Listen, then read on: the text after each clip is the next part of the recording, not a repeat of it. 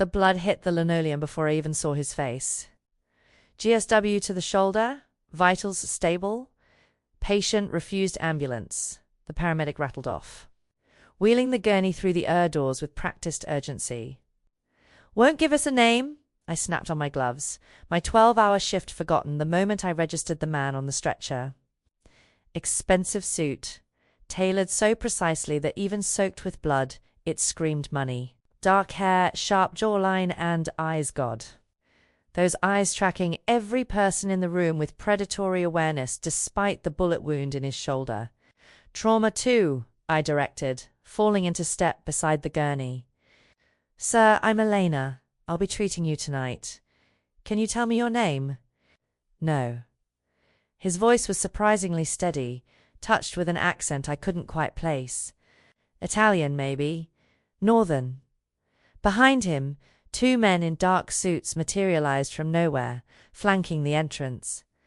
Not family, not friends, guards. My stomach dropped. I'd worked St. Vincent's emergency department for 4 years. Long enough to recognize the signs organized crime. The kind of patient who arrived bleeding and left with everyone conveniently forgetting they'd ever been here. I need a name for the paperwork. I tried again, helping transfer him to the bed. Use John Doe. He didn't even look at me, his gaze fixed on the doorway where his men stood watch. I should have called security, should have followed protocol. Instead, I cut away his shirt silk, ruined and assessed the wound. Through and through, clean entry and exit, miraculously missing major vessels. Lucky man. You need to file a police report for gunshot wounds, I said, irrigating the injury. It's the law. No police. Not a request. A command. I glanced up and found him staring at me now, those dark eyes boring into mine with an intensity that made my breath catch. Up close, he was younger than I'd thought, maybe 32, with the kind of dangerous beauty that belonged in old paintings of fallen angels. A thin scar traced his left eyebrow. His hands, now gripping the bed rails, bore calluses that expensive suits couldn't hide. The bullet went straight through, I said, focusing on the wound instead of the way my pulse had kicked up. You're incredibly fortunate. 2 inches lower and you'd have a collapsed lung. Fortune had nothing to do with it. The shooter had poor aim, his lips curved into something too sharp to be called a smile. I killed him for it. My hands didn't shake. They should have, but 4 years of trauma nursing had trained the tremor out of me. I cleaned the wound, applied antibiotic, began suturing with steady precision. You're good at this, he observed, his voice softening slightly.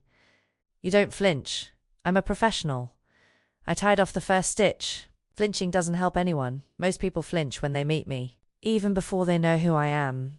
I met his eyes again, saw something there beyond the danger. Curiosity, maybe. Or loneliness. Should I know who you are? No. He studied my face like he was memorizing it. But you will. 20 minutes later, I finished the final bandage. Keep it dry, watch for infection, follow up with your regular doctor in 5 days. He sat up slowly, testing his range of motion. One of the guards appeared with a fresh shirt they'd brought to spare because of course they had. I don't have a regular doctor anymore. You'll do. I work in I can't be a private physician. He stood and I realized how tall he was. 6'2", maybe more. Close enough that I caught his scent beneath the blood. Sandalwood and something darker. Gunpowder, my brain supplied unhelpfully. His hand caught my wrist, grip gentle but inescapable. Your name. Your real name. Elena. Elena Hart. Elena. He said it slowly like tasting wine. I hope I never see you again, Elena Hart.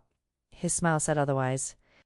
Then he was gone, his guards flowing around him like a dark tide, leaving me with bloody gauze and the irrational certainty that my life had just irrevocably changed. 3 days later, my brother Danny called. His voice shook so badly I almost couldn't understand him. Lena, I'm in trouble. Bad trouble. I owe money to the wrong people, and they're coming for me tonight. My blood turned to ice. How much money, Danny? $150,000. The room spun. What did you do? Poker. I thought I could win it back. I swear. I thought, where are you? He gave me an address in the industrial district. I grabbed my keys with shaking hands, my mind racing. 150,000. We didn't have that kind of money.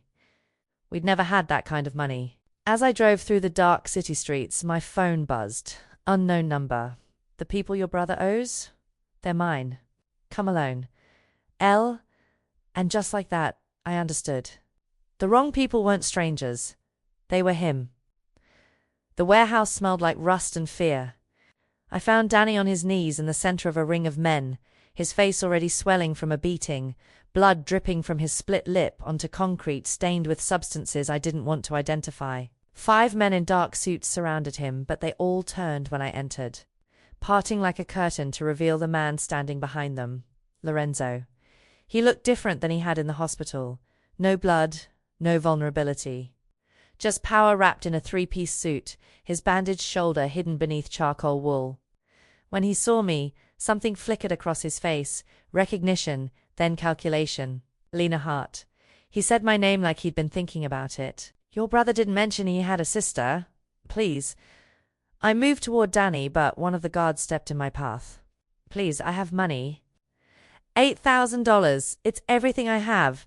Your brother owes me $150,000. Lorenzo's voice was conversational, almost pleasant.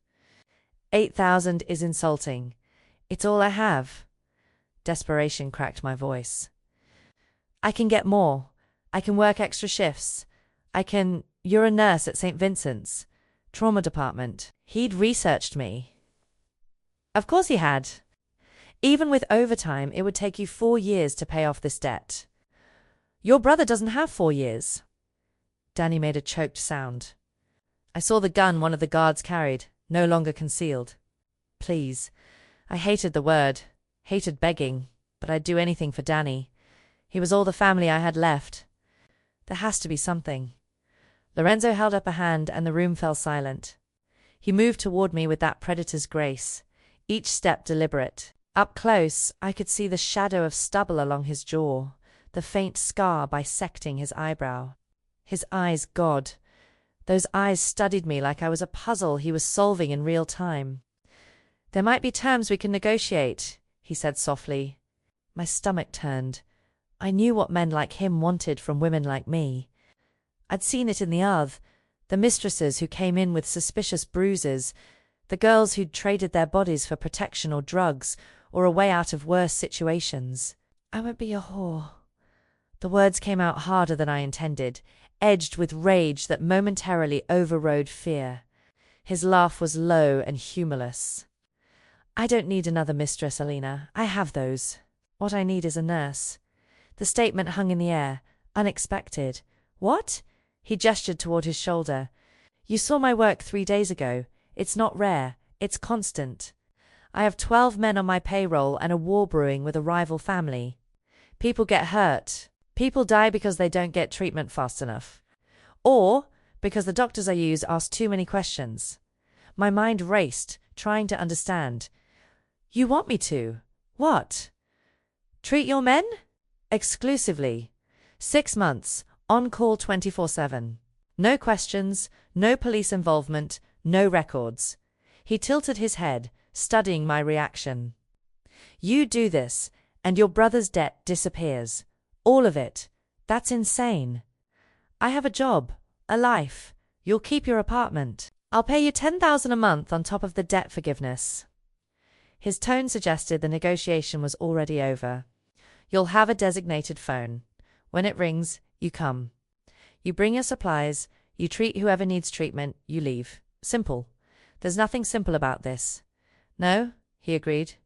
But it's better than watching your brother die tonight, Danny whimpered. And I felt my world narrowing to an impossible choice. 6 months of my life, doing work I was trained for, but in circumstances that would haunt me. Or Danny's death, and probably my own eventually, because debts like this didn't just vanish. If I say no, I had to ask, even knowing the answer. Lorenzo's expression didn't change, but something cold entered his eyes. Then I'll give you 5 minutes to say goodbye to your brother, before my men take him somewhere you won't find the body. A threat delivered like a weather report. Casual. Absolute. I need time to think. You have 72 hours. He pulled a card from his jacket, pressed it into my hand. His fingers were warm, the calluses rough, against my palm. Call the number when you decide. But, Elena. I looked up at him, this beautiful monster who held my brother's life in his hands. Choose wisely, because once you're mine, there's no going back. His men released Danny, who collapsed forward onto his hands. Lorenzo turned and walked away, his guards following like shadows. At the door, he paused, glancing back at me. You didn't flinch when you saw my blood, he said quietly. Let's see if you flinch when you see theirs. Then he was gone, leaving me in that warehouse with Danny sobbing on the concrete and the card burning in my hand like a brand. On it, a single phone number. Nothing else. No name, no address, just a lifeline with teeth. I didn't sleep for 72 hours. The card sat on my kitchen counter like a loaded gun. The number burned into my memory, even though I refused to look at it. I went to work, went through the motions of triage and treatment. But my hands remembered the texture of Lorenzo's skin under my fingers, the way his blood had looked against white tile. I researched him in the dark hours before dawn, my laptop screen glowing blue in my tiny apartment. Lorenzo Vitali, 32. The whispers online were vague but consistent. Youngest Don in the city. Took control at 27 after his father's assassination. Ruthless and brilliant in equal measure. No arrests, no convictions, a ghost in public records, but a king in the shadows. One forum post, buried deep, made my blood run cold. If Vitali wants you, you're already his. Running just determines how much it hurts. On the second day, I visited Danny in the hospital where I'd had him admitted under my insurance. His ribs were cracked, his face a canvas of purple and yellow bruises. He held my hand with fingers that trembled. Don't do anything stupid, Lena, he whispered. I'll figure something out. I'll run. There's nowhere to run from men like him. I smoothed his hair back like I used to when we were kids, when our parents were still alive, and debts meant unpaid electric bills, not death sentences. We only have each other, Danny. I'm not losing you. What are you going to do? I didn't answer because I didn't want to lie to him. On the third day, at precisely 71 hours and 47 minutes after Lorenzo had given me his ultimatum, a black Audi pulled up outside my apartment building. Tinted windows, engine purring like a predator. I'd been expecting it, had already showered and dressed, had already made my choice somewhere in those sleepless nights. The driver didn't speak, just opened the rear door. Lorenzo sat in the back seat, immaculate in a charcoal suit. No trace of the wounded man from the The interior smelled like leather and his cologne. Sandalwood with an undertone of something darker. He didn't smile when I slid in beside him. You're 13 minutes early, he observed. I'm punctual. You're terrified. Not mocking, just stating fact. But you came anyway. The car pulled into traffic, smooth and silent. I watched the city blur past, my city, suddenly feeling foreign. I want to see the contract. He produced a folder, extracted papers that looked professionally drafted. I read every word, my nursing training making me meticulous even in crisis. 6 months exclusive medical service. Housing provided. 10,000 monthly salary, plus Danny's debt forgiveness upon completion. Confidentiality clause with penalties that made my stomach clench. Why me? The question burned in my throat. You could hire any doctor, any nurse. Why someone you have to blackmail? Lorenzo was quiet for a long moment, his gaze fixed on something beyond the window. When he finally looked at me, his expression was unreadable. Because you didn't flinch when you saw my blood, he said quietly. Because you have something to lose, which means you won't betray me. And because I'm tired of doctors who look at me like I'm a monster they're obligated to heal. You looked at me like I was just another patient. You're not just another patient. No, he agreed, but for 6 months, you're going to pretend I am. I picked up the pen he offered, felt its weight. My hand hovered over the signature line, and I thought about the life I was trading awake. Wyatt shifts, ordinary problems, safety. Then I thought about Danny's broken ribs, and the way Lorenzo's men had looked at him like he was already dead. I signed my name. Lorenzo produced a phone from his jacket, sleek and black. "This is yours. Keep it on you always. When it rings, you answer. When I tell you where to go, you go. You go. When you see something you can't explain, you forget it. Understood?" I took the phone. It felt heavier than it should. "Understood. Good." He leaned back, satisfied. "Welcome to my world, Elena Hart. Try not to die in it." The car dropped me at my apartment. I climbed the stairs in a daze, unlocked my door, set the phone on the counter next to the card I no longer needed. It rang at 2 a.m. I jolted awake, heart hammering, fumbled for it in the dark. Lorenzo's voice, clipped and urgent. "Warehouse District, 4750 Industrial Boulevard. Bring everything you need to extract a bullet. You have 20 minutes.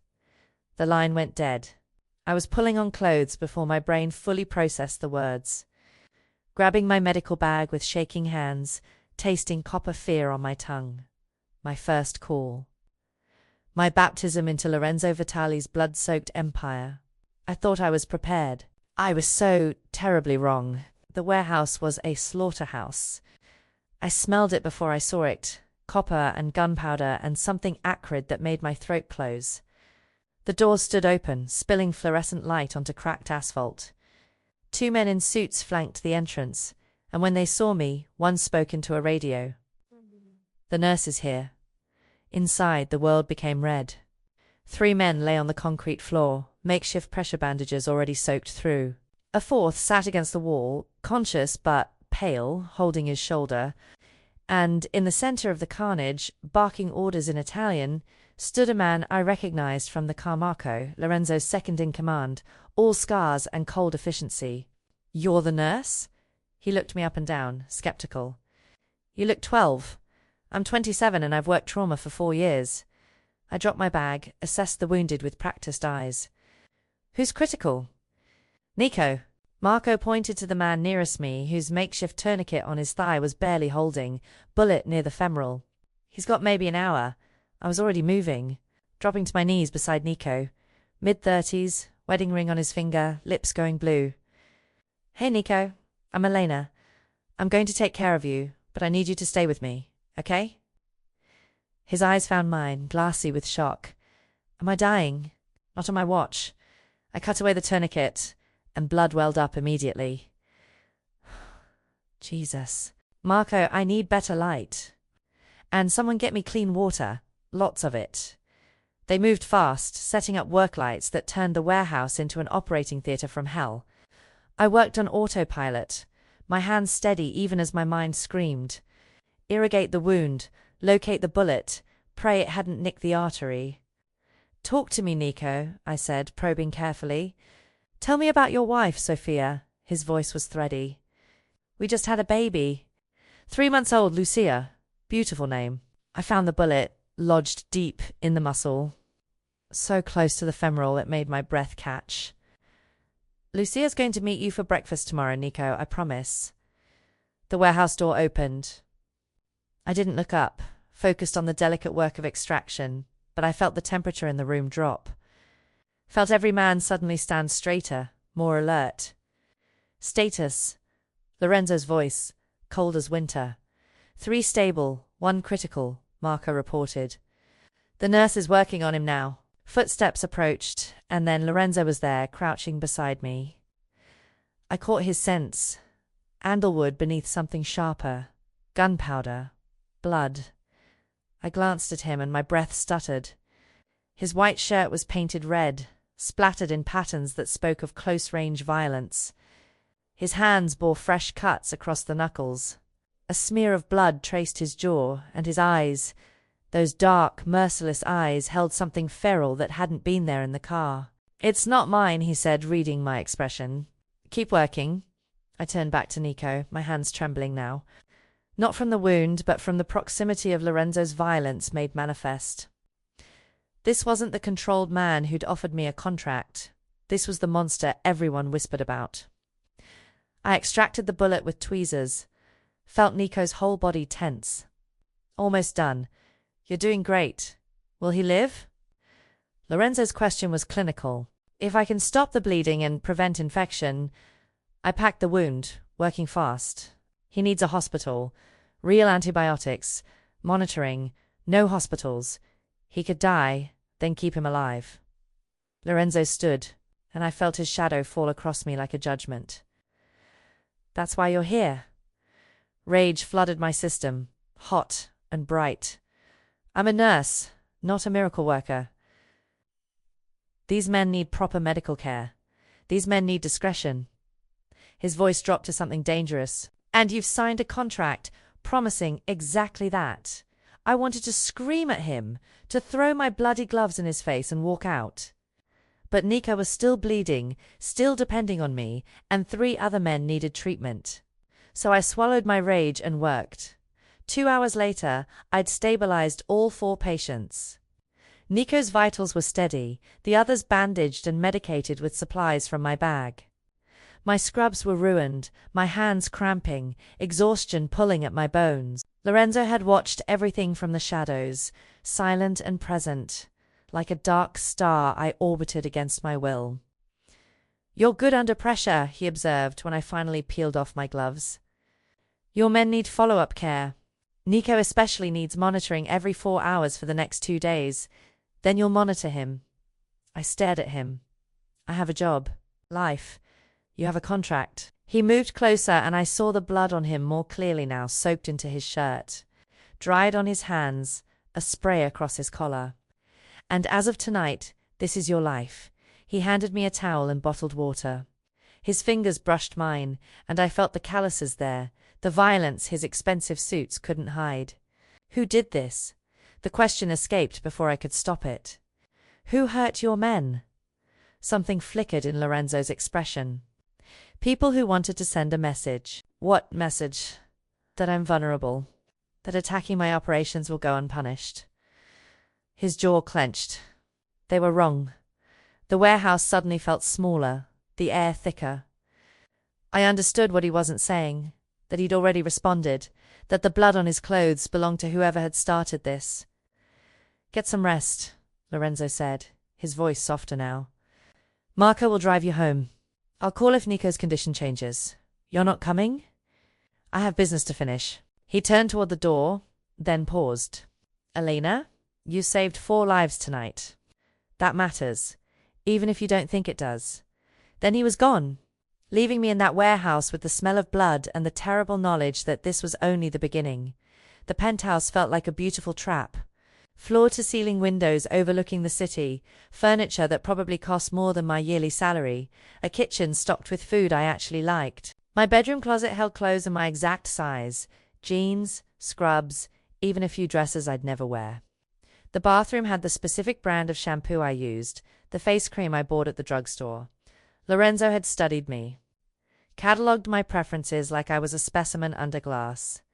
I found the cameras on day 2's, mall, discreet, positioned in the living room and kitchen. Not the bedroom or bathroom, at least. A small mercy that felt more like strategy than kindness. The security guard in the lobby, Marcus, logged every time I entered or left. I was protected, provided for, and utterly imprisoned. The burner phone rang constantly. Dislocated shoulder at 3 a.m., knife wound at noon. Broken ribs, split knuckles, a gash across someone's back that looked like it came from broken glass. I went, I treated, I returned. The faces blurred together, hard men with harder eyes, all of them deferring to Lorenzo with a fear that looked like reverence. Lorenzo was always there, not hovering but present, watching me work with those dark, unreadable eyes. Sometimes he asked questions about technique, why I chose one suture over another, how I knew when internal bleeding was likely. More often he just stood in the shadows, a silent presence that should have unnerved me, but somehow didn't. 2 weeks in, I treated a kid who couldn't have been more than 19, his hand mangled from a car door someone had slammed on it deliberately. A message, Marco explained. A warning. Will I be able to use it again? The kid asked, tears streaming down his face. I set the broken bones as carefully as I could, my heart aching. With physical therapy, yes, but it's going to take time. After he left, I found myself shaking in Lorenzo's private bathroom, scrubbing my hands raw under scalding water. The kid's face wouldn't leave my mind, so young, his whole life ahead of him, now marked by violence. Alina, Lorenzo's voice behind me. I didn't turn around. He's just a kid. He's a soldier who knew the risks. He's 19. I spun to face him, my wet hands clenched into fists. He should be in college, not getting his bones broken as a message. Lorenzo leaned against the doorframe, still in his suit despite the late hour. This is the world I live in. The world you agreed to enter. I didn't agree. I was blackmailed. You signed a contract to save my brother's life. Yes. His expression didn't change. And because of that, your brother is alive and rebuilding his life in Boston. Safe. Because you've made a choice. The fight drained out of me, leaving only exhaustion. I sagged against the sink, suddenly aware of how bone-tired I was. 3 weeks of interrupted sleep, constant adrenaline, blood that wouldn't wash away no matter how hard I scrubbed. Lorenzo moved closer, his presence filling the small bathroom. "You're not like the others," he said quietly. "What others?" "The doctors on my payroll. The nurses who've worked for me before." He tilted his head, studying me. "They're afraid of me. They see the monster and they flinch every time I move. But you, ... I'm terrified of you," I admitted. "You are, but you don't flinch." His hand came up, almost touching my face, then dropped. "You look at me and see something else. I can't figure out what. A patient." The lie came automatically. "It's just another patient. Liar." But he said it softly, without heat. "You see the wounds I carry, not the ones you can stitch." The intimacy of the statement caught me off guard. For a moment, he wasn't the Doan or the monster or my captor. Just a man, standing too close, looking at me like I was water, and he was dying of thirst. The burner phone shattered the moment, its ring sharp in the quiet. Lorenzo pulled it from his pocket, his expression shuttering immediately. Yes. A pause. How many? Another pause. Longer. His jaw clenched. "I'm on my way." He ended the call, then looked at me. "Get your things. There's been an incident at one of my clubs. 15 injured." My stomach dropped. 15? Bombing? The Romanos are escalating. He was already moving. All business now. This is war, Alina. And you just became my field medic. I grabbed my bag with shaking hands, my mind trying to process the scope. 15 casualties. Potential mass trauma. Triage decisions I'd only practiced in simulations. "Lorenzo," my voice stopped him at the door. "I'm not equipped for this. I'm one person. You're my person." He turned back, his eyes blazing with something fierce. "And you're going to save as many of them as you can, because that's who you are." Then he was gone, leaving me to follow him into the blood-soaked night, wondering when exactly I'd stopped being a prisoner and started being something far more dangerous.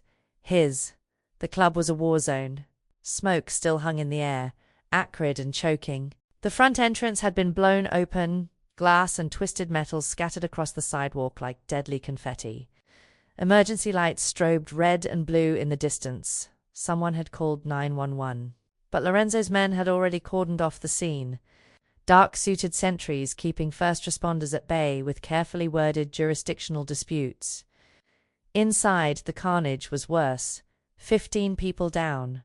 Some unconscious, some screaming, blood pooling on what had been a pristine marble floor.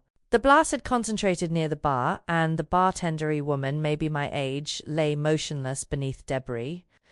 Triage, I heard my own voice, clinical and detached. The only way to survive this, I need them organized by severity. Critical, urgent, stable. Marco appeared at my elbow, his face grim. "We have 3 doctors en route. 15 minutes. People will die in 15 minutes. I was already moving, assessing the nearest victim. Sucking, chest wound, tension, pneumothorax developing. This one first. I need a needle, large bore, and someone with steady hands.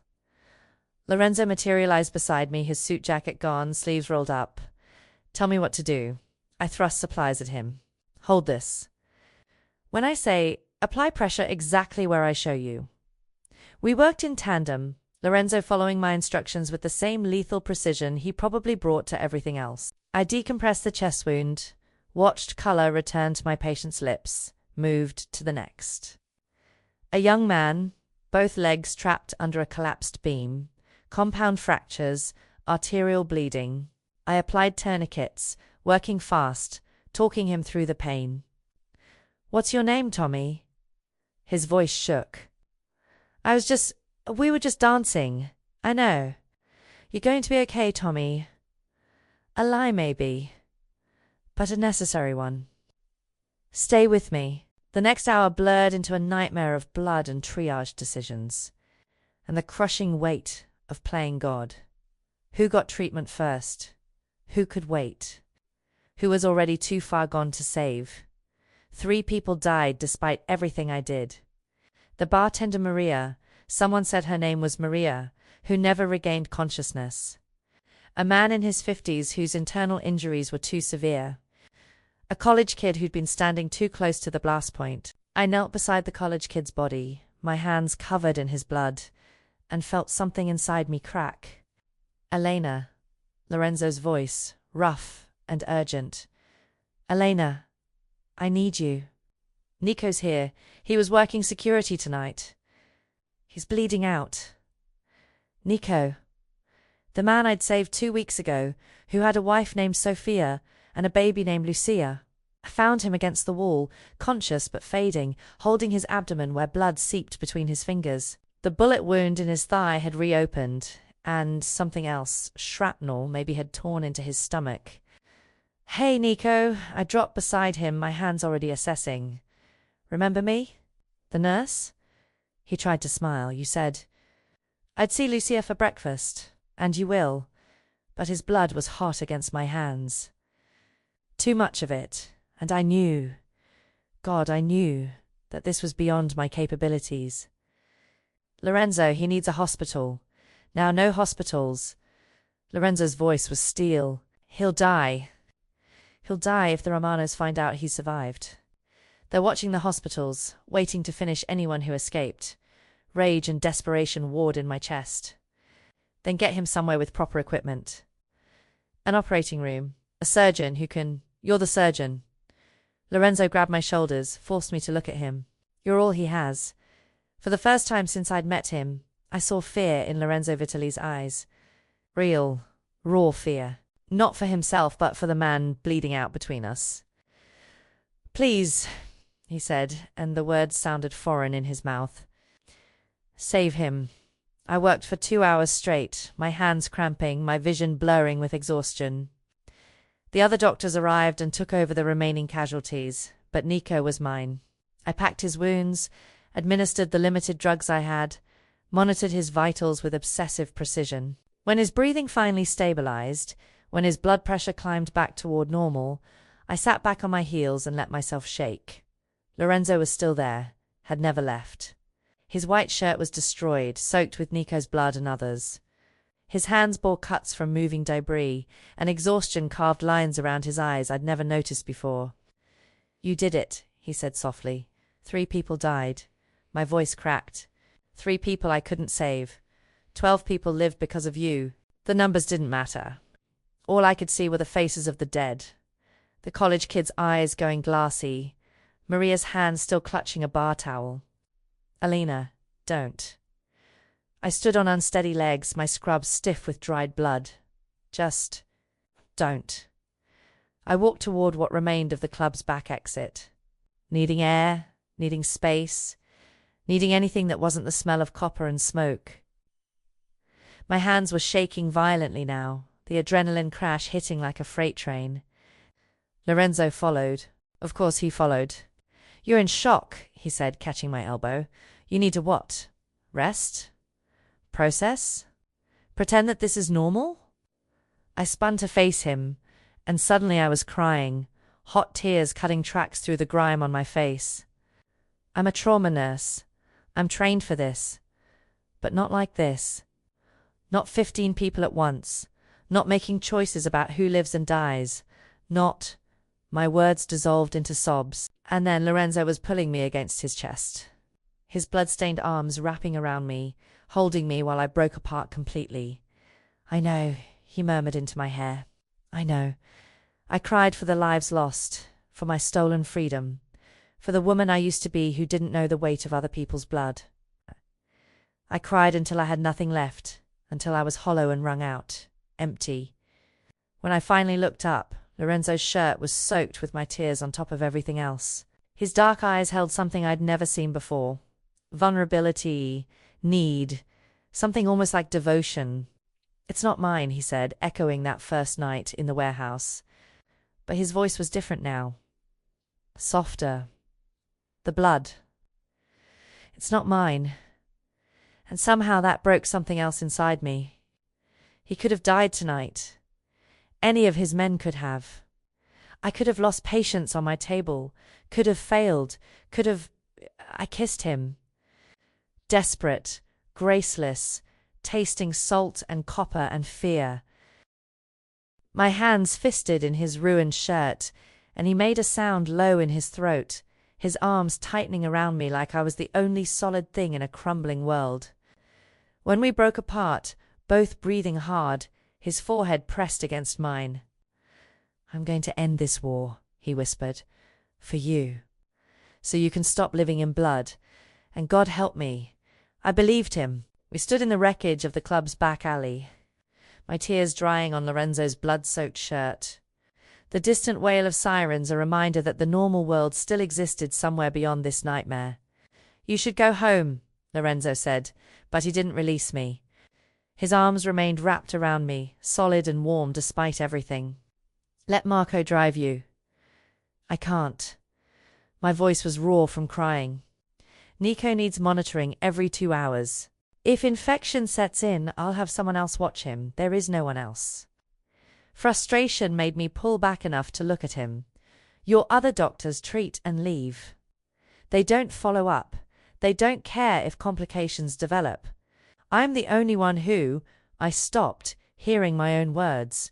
When had I started caring? When had these violent men become my patients instead of just obligations? Lorenzo's hand came up to cup my jaw, his thumb brushing away the remnants of tears. "You're the only one who gives a damn," he finished softly. I know, this close I could see every detail of his face. The scar through his eyebrow, the shadow of exhaustion beneath his eyes. The way his jaw clenched like he was holding back words he didn't know how to say. Blood, not his, never his dried on his collar, his hands, a smear across his cheekbone. He looked like violence incarnate. He looked devastatingly human. Why me? The question I'd asked before, but meaning something different now. You could have any woman. Models, socialites, people who understand your world. Why blackmail a nurse into your life? His dark eyes searched mine. Because everyone else sees the crown or the monster. You see the wounds beneath. His voice dropped to barely a whisper. You see me, Elena, and that's more dangerous than any bullet. My heart hammered against my ribs. "Lorenzo, I'm a bad man," he continued, like confession in the dark. "I've killed people. I'll kill more before this war ends. I've built an empire on fear and blood, and I don't regret it because it's the only way to survive in this world. But when you look at me, what?" I breathed. "I want to be better. I want to be the man who deserves that look in your eyes." His forehead pressed against mine. "You're my salvation, Kara. A redemption in a life that has none." I should have pushed him away. Should have remembered this was Stockholm Syndrome, trauma bonding, every psychological warning I'd ever learned about captive relationships. Instead, I pulled him down and kissed him. This time wasn't desperate or graceless. This was deliberate, a choice I was making with clear eyes. His lips were soft, despite the hardness everywhere else, moving against mine with a gentleness that contradicted everything I knew about him. He tasted like smoke and whiskey and something darker, like danger I was choosing to swallow whole. Lorenzo's hands cradled my face like I was precious, breakable, something to be protected rather than possessed. When he deepened the kiss, it felt like falling and flying simultaneously, like standing at the edge of an abyss and deciding to jump. We broke apart when breathing became necessary, both of us trembling. "This is insane," I whispered against his lips. "Completely." His thumb traced my lower lip, his eyes burning. "But I'm not letting you go. My contract is half over. 3 more months, and I'm free." Something fierce flashed across his face. Free to leave, not free from me. Not anymore. The possessiveness should have terrified me. Instead, it sent heat pooling low in my stomach. "You can't just claim me. I already have." His voice was rough velvet. "The moment you signed that contract. The moment you saved Nico's life the first time. The moment you looked at me in that hospital and didn't flinch." He kissed me again, softer now. "You've been mine since the beginning, Alina. You're just finally realizing it." Footsteps echoed from inside the club. Marco's voice calling for Lorenzo, urgent and worried. Reality crashed back. The bombing, the casualties, the war still raging around us. Lorenzo pulled away reluctantly, his hands lingering on my face. "I have to handle this. The Romanos need to understand what happens when they target my people. More violence." I felt suddenly cold without his warmth. More blood. Yes, he didn't apologize for what he was. But this ends soon. I'm meeting with the other families tomorrow night, forcing a negotiation. Either we establish peace, or I eliminate everyone who threatens it. The casual way he discussed elimination made my stomach clench. And if they refuse? His smile was sharp as broken glass. "Then you'll be very busy tomorrow night, Kara." He kissed my forehead. Gentle contrast to his words, then stepped back. "Marco will take you home. Rest. I'll call if Nico's condition changes." "Lorenzo," I caught his wrist. Felt his pulse jumping beneath my fingers. "Come back alive." Something softened in his expression. "For you?" "Always." Then he was gone, disappearing into the smoke and chaos, leaving me with the taste of him on my lips and the terrible knowledge that I'd stopped wanting to leave. 4 months ago, I'd been blackmailed into his service. 3 months ago, I'd hated him. 2 months ago, I'd been surviving day by day. Now I was terrified because I'd started to care, started to see past the monster, to the man who played with violence like others played chess, who protected his people with vicious loyalty, who looked at me like I was light in his endless dark. I touched my lips, still feeling the ghost of his kiss. "Mrs. Hart?" Marco appeared, his expression carefully neutral. "The car is ready. Mrs. Hart, not Elena.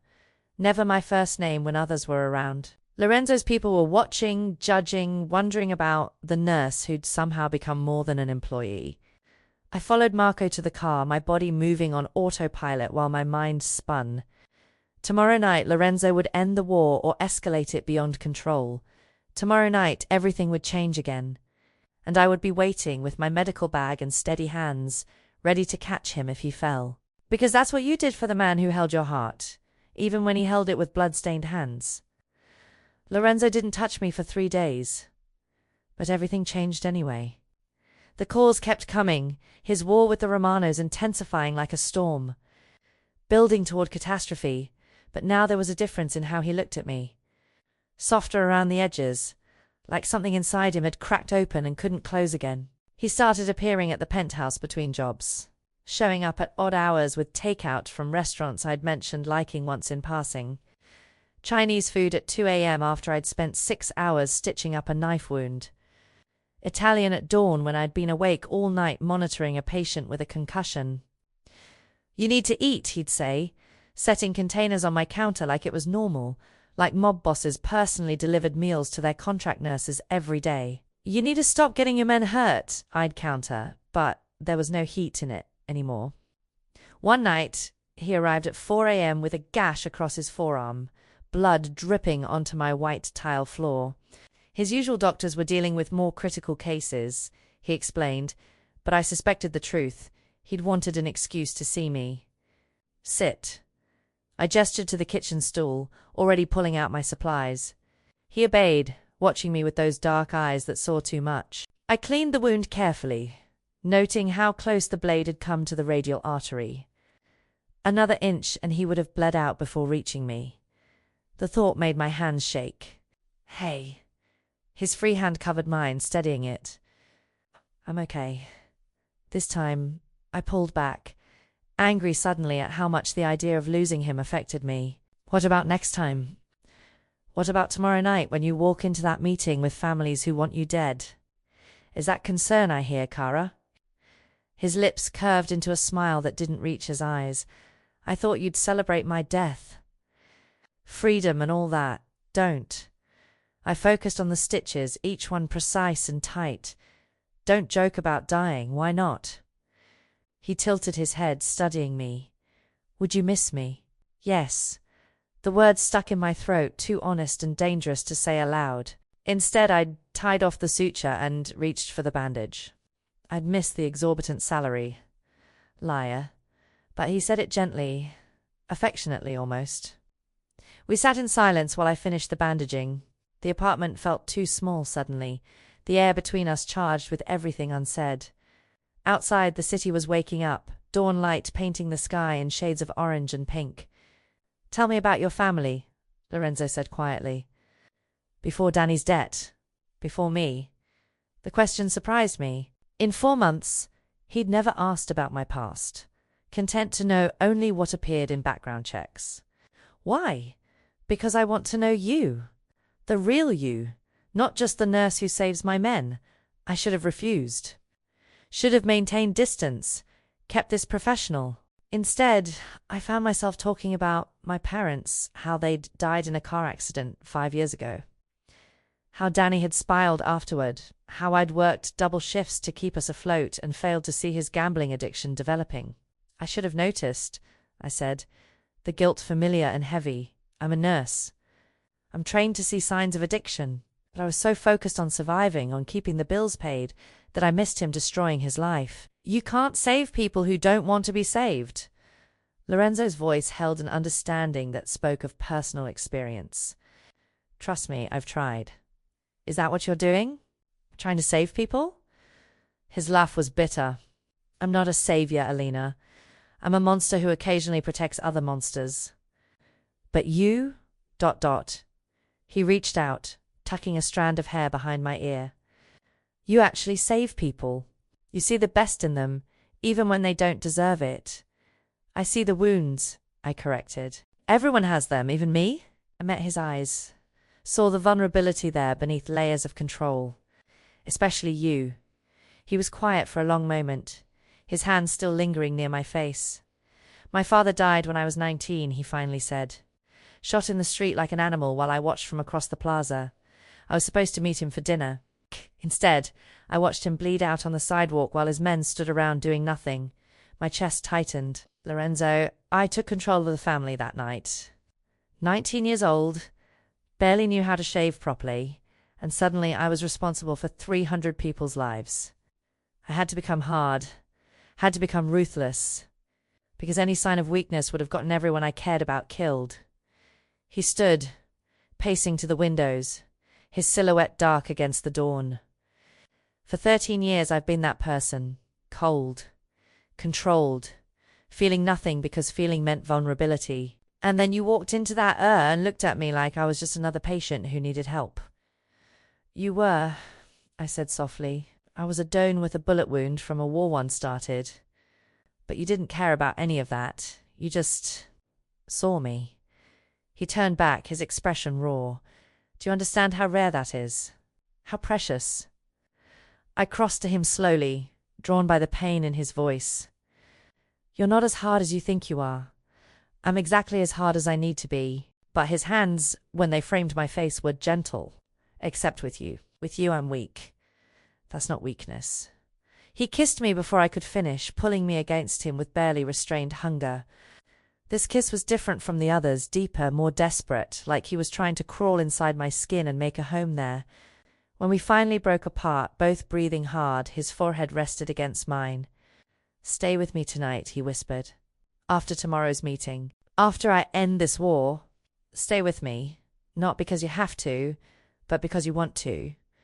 My heart hammered against my ribs. Lorenzo. My phone, the regular one, not the burner, rang shrilly. I pulled away to answer it, saw Danny's number. Hey, what's Lena? His voice was panicked. Are you home? I'm at the penthouse, why? Thank God, don't go back to your apartment. Don't go anywhere near it. Ice flooded my veins. Danny, what happened? Someone broke in, trashed the place, left a message on the wall. His breath hitched. They know about you, Lena. They know you're working for Vitali. Lorenzo's expression had gone cold, deadly. He pulled out his phone, already typing. What did the message say? I asked, though I wasn't sure I wanted to know. Danny's answer made my blood freeze. The nurse bleeds next. Pack a bag. Now. Lorenzo's voice was ice and steel, the gentleman from moments ago replaced by the Don who commanded an empire. I'm not leaving. You're not safe here. He was already moving, making calls in rapid Italian. Marco, meet us at the estate. Full security detail. I want eyes on everyone who's been near Eleanor's apartment in the last 72 hours. The estate, not the penthouse. His personal fortress, the place where he actually lived. Lorenzo, I can't just... He turned, and the fear in his eyes stopped my protest cold. They threatened you, Alina. Do you understand what that means? They know you matter to me, which makes you the most valuable target in this city. I don't matter to you. I'm just your nurse. You're everything. The words exploded from him, raw and unguarded. You're the only thing keeping me human in a world that demands I be a monster. So yes, Kara, you matter. You matter more than territory or profit or this entire goddamn war. I stared at him, my heart hammering. How long have you felt like this? Since you told me you hoped you'd never see me again. His smile was bitter. Maybe even since you stitched me up without flinching. I don't know anymore. Time stopped meaning anything the moment you walked into my life. 20 minutes later, I was in Lorenzo's car with a hastily packed bag, watching the city blur past. He sat beside me on the phone constantly, orchestrating responses to the threat with lethal precision. I want the Romana lieutenant who authorized this, he said coldly. Alive. I have questions for him. The estate materialized from the darkness, sprawling grounds, security gates that looked military-grade, a house that was more fortress than home. Guards appeared from shadows, checking the car, scanning the perimeter, all of them deferring to Lorenzo with nods and murmured boss. Inside, the house surprised me. I'd expected cold opulence, but it was warm, lived in. Family photos on the mantel, younger Lorenzo with his parents, smiling. Books everywhere, some in Italian, many dog-eared and worn.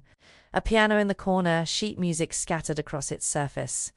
This is where you really live, I said softly. This is where I hide from being Lorenzo Vitali. He set my bag down, suddenly looking exhausted. Welcome to the only place in the world where I'm just Lorenzo. A woman appeared, older, motherly, with kind eyes. Mr. Vital, I've prepared the East guest room. Put her things in my room. Rosa? Lorenzo's hand found the small of my back, possessive and protective. She stays with me. Rosa's eyebrows rose fractionally, but she nodded and disappeared with my bag. Your room? I turned to him. Lorenzo, I'm not letting you out of my sight until this is over. His jaw was set, immovable. Tomorrow night, I meet with the families. I either negotiate peace or eliminate everyone who stands against me. Until then, you stay close. And after, when the meeting is done? Something vulnerable flickered across his face. That depends on whether I survive it. The casual way he discussed his possible death made my chest tight. You promised to come back. I'll try. He led me upstairs, through corridors lined with more family photos. More evidence of a life before violence consumed him. His room was surprisingly simple, a large bed, minimal furniture, windows overlooking the grounds. The only extravagance was the view. I moved to the window, watching shadows patrol the perimeter. They really want you dead. They want control. I'm in the way. Lorenzo came up behind me, close enough that I felt his heat. But I've spent 13 years building this empire. I'm not handing it over because they're scared of me. Maybe they should be. I turned, found him inches away. I've seen what you're capable of. You've seen me protect what's mine. His hands settled on my waist, anchoring me. There's a difference, is there? But I leaned into him anyway, exhausted from fear and adrenaline and the weight of caring too much. Alina. He tipped my chin up, his dark eyes searching mine. If something happens tomorrow, don't. If something happens, he continued firmly, Marco will get you out. New identity, new city, enough money to start over. Your brother too. You'll be safe. Tears burned behind my eyes. I don't want to be safe without you. His expression cracked, vulnerability bleeding through. I don't deserve you. Probably not. I touched his face, feeling stubble, rasped against my palm. But you have me anyway. He kissed me then, soft and devastating, like memorizing the taste of me in case he never got another chance. When he pulled back, he rested his forehead against mine. Promise me something, he whispered. Anything. If I don't come back, don't waste time mourning me. Take the money, take your freedom, and live the life you deserved before I dragged you into darkness. And if you do come back? His smile was sharp with promise. Then I'm never letting you go. We spent that night tangled together on his bed, not making love, but something equally intimate, holding each other while he told me about his mother who loved opera, his father who taught him chess, the boy he'd been before violence stole his innocence. I told him about nursing school, about the first patient I'd lost, about the fear I carried every day that I wouldn't be good enough when someone needed me most. Dawn came too soon. Lorenzo dressed in silence, pulling on a suit that probably cost more than my car. He strapped a gun to his ankle, another to his shoulder holster, checking ammunition with practiced efficiency. I'm bringing Marco and 6 of my best men, he said, catching me watching. The meeting is neutral ground, but neutral doesn't mean safe. I crossed to him, straightening his tie even though it didn't need it. Come back to me. His hands framed my face. I swear it. Then he was gone, leaving me in his fortress with armed guards and the terrible knowledge that the man I'd fallen for was walking into a room full of people who wanted him dead. I waited by the window, watching his car disappear through the gates, and prayed to every god I'd ever heard of that I'd see him again. The hours crawled like years. I paced Lorenzo's room, unable to sit, unable to think about anything except bullets and blood and the possibility that he wouldn't come back. Rosa brought food I couldn't eat, tea I couldn't drink. The guards changed shifts outside, their faces carefully neutral when they looked at me, the woman who mattered to their boss, the weakness they'd been ordered to protect. My phone stayed silent. No calls, no updates. Just crushing, suffocating silence. At 6 a.m., as dawn painted the sky in shades of gold and pink, I heard it. The sound of cars approaching, urgent voices, the front door slamming open. I ran, down the stairs, my heart in my throat, prayers I didn't know I remembered tumbling from my lips. Please, please, please. Lorenzo stood in the foyer, covered in blood. His white shirt was destroyed, splattered in patterns I'd learnt to read like a language arterial spray across his chest, defensive wounds on his hands, a smear along his jaw. His suit jacket was gone. His knuckles were split and bleeding. A cut above his eyebrow dripped red down his face. He looked like he'd walked through hell. But he was alive. Standing. His dark eyes found mine across the space, and something in his expression cracked. It's not mine, he said, his voice rough and exhausted. Most of it. It's not mine. I couldn't move. Couldn't breathe. Just stared at him, cataloguing every visible injury. My nurse's brain screaming that he needed treatment even as my heart screamed relief. It's over, Lorenzo continued, swaying slightly. The war. I forced a treaty. The Romanos agreed to territory divisions. The Castellanos fell in line, and the 2 families who refused, double quotes, his smile was sharp and terrible. They won't be a problem anymore.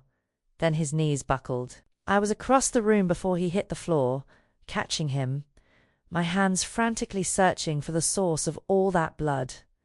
"Where are you hurt? Lorenzo, talk to me. Knife wound." "Left side. It's not deep."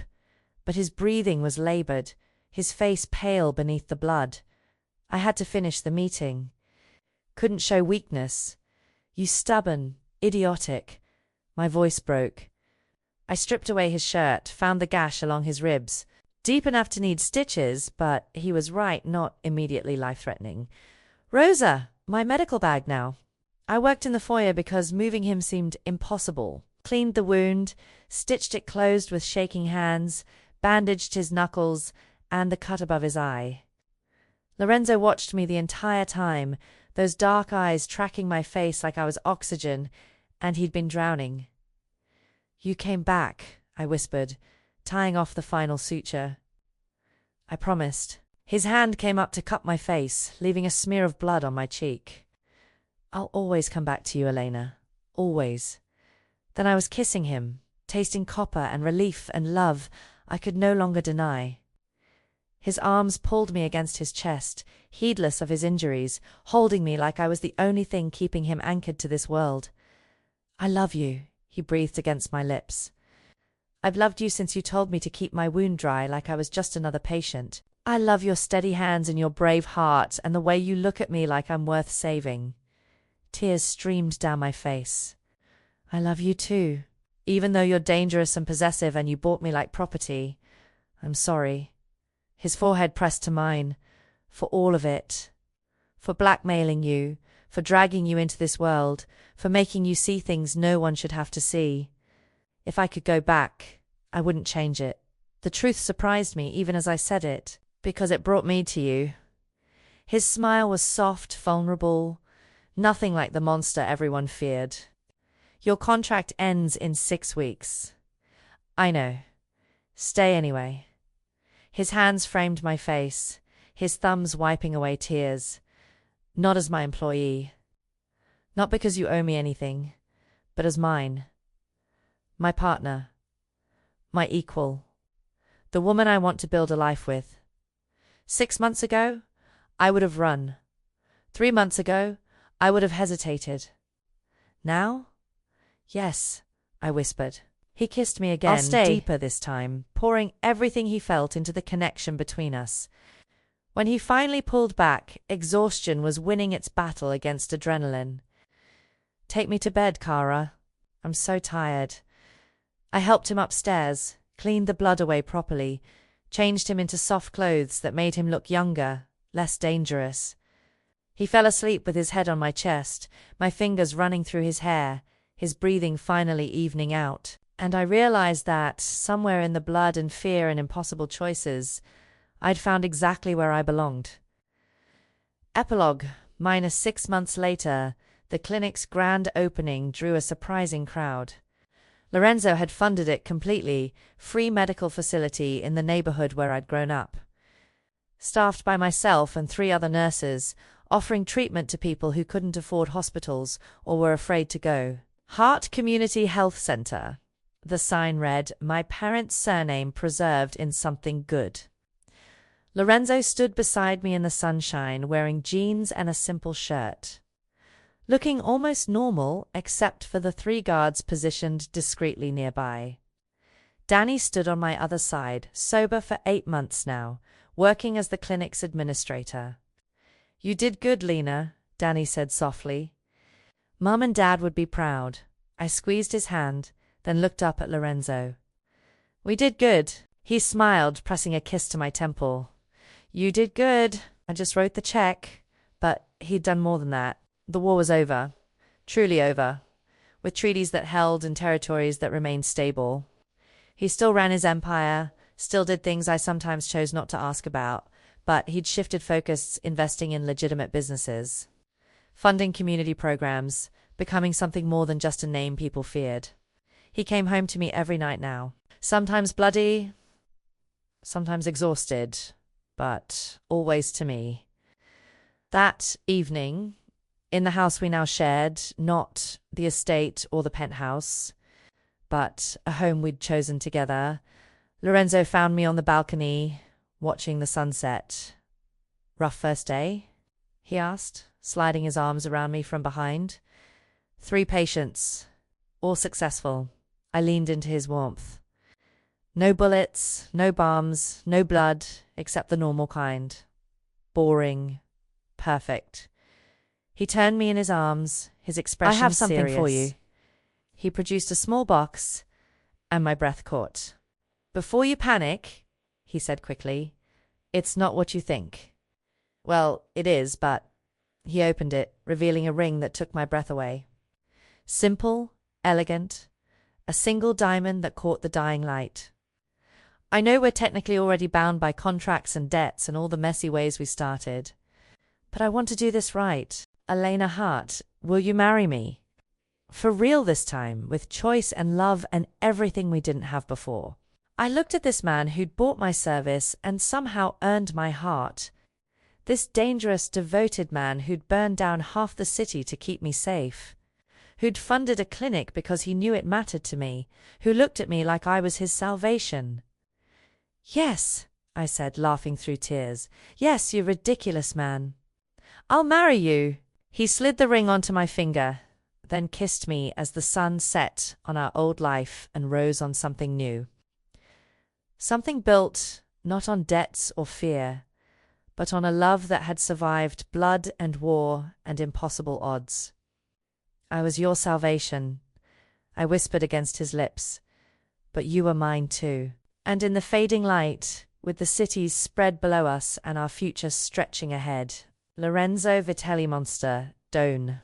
The man who'd stolen my freedom and given me everything, held me close and proved that even in darkness, love could bloom.